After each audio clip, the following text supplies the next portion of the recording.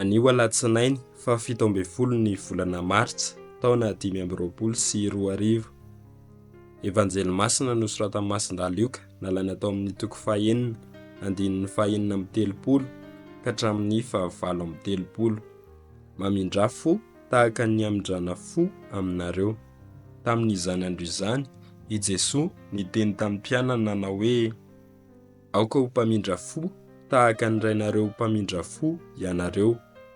Ary aza mitsara dia tsy hotsaraina ianareo, aza manameloka dia tsy hohelohina ianareo, mamelà dia havela ianareo, Manomeza dia homena ianareo.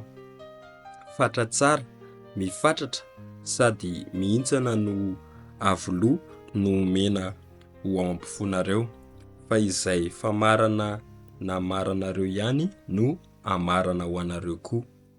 Izany ary ny tenin'ny Tompo, derany ho anao ry Kristy.